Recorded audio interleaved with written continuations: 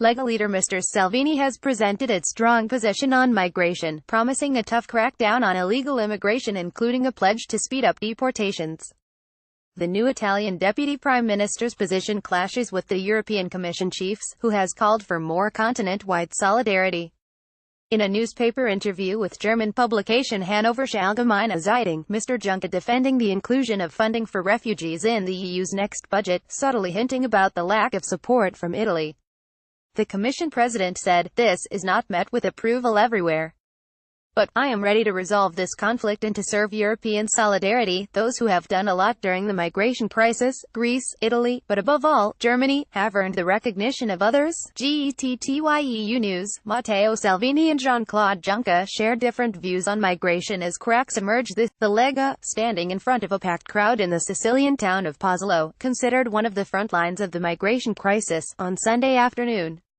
He declared, "Common sense is needed to prevent Italy from becoming Europe's refugee camp," as he spoke from one of the main landing points for refugees fleeing war and persecution across North Africa and the Middle East.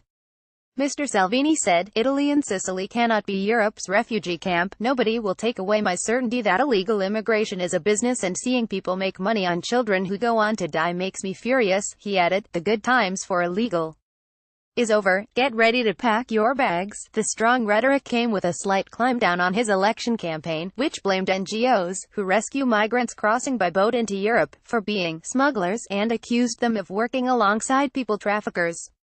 The Lega chief said, "I think it's better to spend money in the countries of origin, and now if there are NGOs that want to work for free, that's fine." He described the coalition's approach to refugees, saying they would not take a hard line on immigration, but one of common sense. Mr. Salvini is much opposed to the EU's current Dublin regulation, which spells out the country responsible for asylum applications. Under the current system, a refugee or migrant who enters an EU county must register in that country. They then cannot seek asylum somewhere elsewhere for a period of 6 months. It has been proposed that quotas could be introduced, but only at a time if refugee numbers spike, to reduce the risk of setting off another crisis. A review of the Dublin regulation has become a priority for Bulgaria, the current holders of the rotating 6-month EU Council presidency.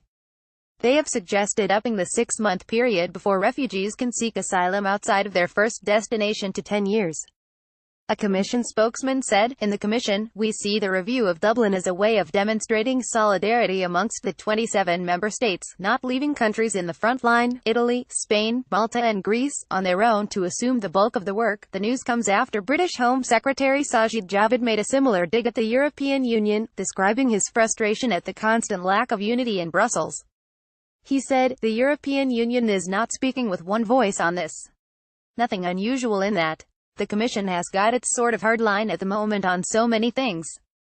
It's negotiating. You'd expect that. One thing that is absolutely clear is that I've been in this role, this is my 5th week, and I've met with a number of European interior ministers who are my equivalents, and I'll meet many more tomorrow in Luxembourg, and as I referred to a moment ago, every single one is absolutely agreed they not only want cooperation to continue as it is, but they also are open to how can we make it even deeper, because they rely so much on the intelligence and information we provide, and there's not going to be a single European interior minister would want to explain that if we weren't cooperating as we did today, that would want to explain after an attack how it could have been stopped if the British had still been involved, perhaps with some secret intelligence.